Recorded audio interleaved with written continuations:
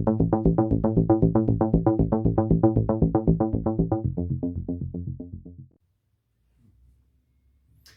everyone, welcome back to my channel. Today I'll be reviewing episode 8 of WandaVision, and of course, as always, this is a spoiler review.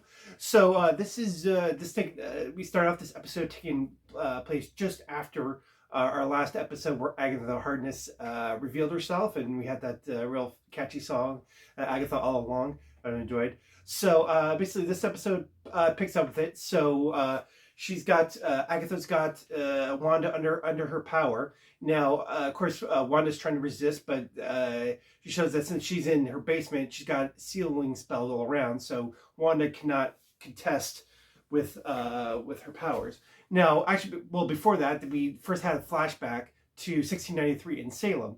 That's where I guess Agatha, because she's part of a coven of witches, and she's caught by them for using dark magic, and they put her up on a.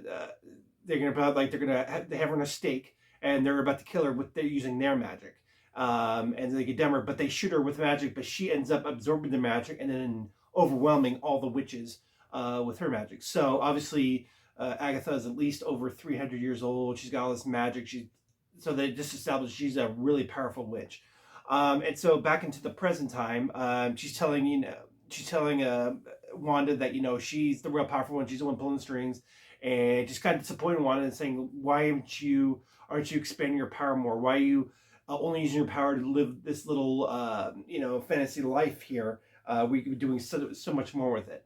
So then because now she wants to get to the root of Wanda's trauma. So she kind of takes her back to the beginning, takes her back to when she was a kid in Sokovia, and it showed when she was with her parents and everybody, and with her brother and everything, and they flash back to when she was they as a family they'd watch sitcoms together. So this kind of explains why in the first episodes they were replicating these sitcoms, like they were watching the Dick Van Dyke Show. And that was like the first 2 episodes of WandaVision, and then later on afterwards you see as she's getting older she's watching like the Brady Bunch. That explains like the 70s episodes. So you can see how this was like imprinted in her psyche watching these sitcoms together with her family, and how she mimicked them later on. And then of course she's with her brother Pietro, and they flash back to when basically there's war in Sokovia, and there's a bomb drops on there, and it's from you see Stark Industries on there, and she now I guess unconsciously, because right now she has some magical abilities, and she kind of prevented the bomb from blowing up. And Agatha tells her like, "Oh, look what you did with your power. You made that bomb not," and Wonder Woman believed it. Like, no, I don't think I did that. She was kind of in denial for her powers. And so then she goes back. Then they flash further into time when she's older, when she volunteers to be part of Hydra's experiment with the Mind Stone. And so they're in Sokovia. You see her. She basically goes out into the experiment room, and they put the Mind Stone in front of her, and then the Mind Stone interacts with her, and it makes, and you can see like it enhances her power. She kind of goes crazy with the power of the Mind Stone. And so Agatha is very intrigued by that, and then they go further into time after Pietro is killed after Age of Ultron. So they're at Avengers headquarters, and then Vision comes in through the door, and he kind of bonds with her because obviously Wanda's very distraught about the loss of her brother, and then he kind of consoles her, and they have a very emotional moment together with her. And I think that's some of the more powerful stuff that's happened in the series so far, at least emotional moments. So you can see where they really bonded, and that's where that's kind of love emanates from. The groundbreaking basis for that was like this moment after her losing her brother. And so Agatha keeps teasing her about it, and says it's kind of like, hey, so here's the root of your trauma, and here's where you got these emotional scars from, is from that experience, and that explains why she created this world for herself. And so then we then go beyond that. We go to she then goes into SWORD headquarters because she wants to claim Vision's body. And so she's let in, and then she goes to Director Hayward's office, and Hayward's like, well, I'll let you see the body, but you can't take it because this is a $3 billion case of vibranium that's very valuable to the government, and we've taken possession of it. You can have it.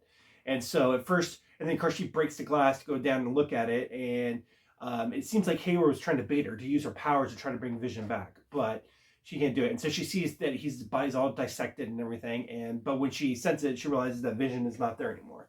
He has no spirit or anything. Um, so it made it seem like she had stolen, in the previous episode, it made it seem like she had stolen Vision's body. Well, that's not true. Then she did not. So then we go forward from there, and then it goes back to basically to the present day. And of course, Wanda's still looking for children, because Agatha has children. She's like, what have you done with my children? And so she runs out, and Agatha has pretty much the kids imprisoned with her powers. And they're just like, you're not using your powers to your ability. You really let me down. With you use chaos energy, and you are the Scarlet Witch. So there we go. They finally used the Scarlet Witch moniker for her. I thought it was pretty cool. So that's at least where the episode ended there. But then there was a mid-credit scene, and so you see Hayward at his base, and he was going over. They looks like they got power from that drone that Wanda had sent at them, and he's like, "Oh, okay, we're able to power this up." And then when they close, you see Vision's actual body, the body that they had been working on, but except it's all white, and Vision comes to life. That version of Vision. So this is going to be a puppet that he's going to use to use as a weapon against Wanda, to go into the hex and use against Wanda. Oh, and one thing I forgot to mention is that back after she had left Sword headquarters, she went to New Jersey, to this town, and she went to the site where they were going to build her house, and there was kind of vacant there, and she had the deed. It said and on there where she and Vision had planned to grow old, and on there said where we're going to grow old, and she has an emotional reaction to this, and that's when her powers go back crazy. She then bursts out. She creates the house with her powers. She then envelops the whole town in the hex, and with her powers, she created Vision. So that also verified that she did not steal Vision's body. She actually created him from her with her powers, with her memories of him, basically. So sorry, I skipped over that part. So anyway, so now we've got a fake Vision. Now we also have in the town the fake Pietro that Agatha had created. So I'm really cool to see, now. So it's like we have this huge showdown that we've set up now for the finale. So what I'm hoping to see, at least in the finale now, is so Vision, or the Vision we see, the Wanda's created Vision versus Hayward's Vision. I would see that battle, see who gets the best of that. I imagine we'll see Monica versus fake Pietro, and then of course we're going to see Wanda versus Agatha. So those are like the three main battles I imagine we're going to see in the finale. So I'll be interested to see how that goes. I imagine, my theory is, of course, that Wanda's going to obviously win in the end and defeat Agatha, and I think eventually too, I think she's going to decide to let go of the hex. Either that or she defeats Agatha, but then wants to defend everything, and then become full Scarlet Witch. So that's, I think, the decision we see in the next episode is, does she want to turn back to the right side and let go of the hex, let the people in the town go, or is she going to set up Doctor Strange too, or is she going to go back to the good and let go of the hex, let the people go, and also let Vision go, at least the Vision that she created, because he knows that he's not real, and everybody knows it's real. So I have to feel like something has to give with this, because she can't go along anymore with the illusion that she created. So that's what I'm really interested to see in the next episode. It's still possible that they're gonna have a reveal of Mephisto. The Mephisto was like the one giving Agatha her powers, because we still haven't revealed who Ralph is that she had been referring to all the time, her husband Ralph. If that's Mephisto, we still haven't seen that yet. I'm kind of doubting they will. I mean, it's still possible, but I'm kind of hoping that that the main villain just remains Agatha. I think she's powerful enough in her own right. I don't think we really need a puppet master in the beginning, and then that'll be a lot of like a hat on a hat kind of situation where they have to, they have to explain who Mephisto is, and and then have the big battle with him. That's a lot to do in just one episode. So I'm kind of doubting, but it's still possible.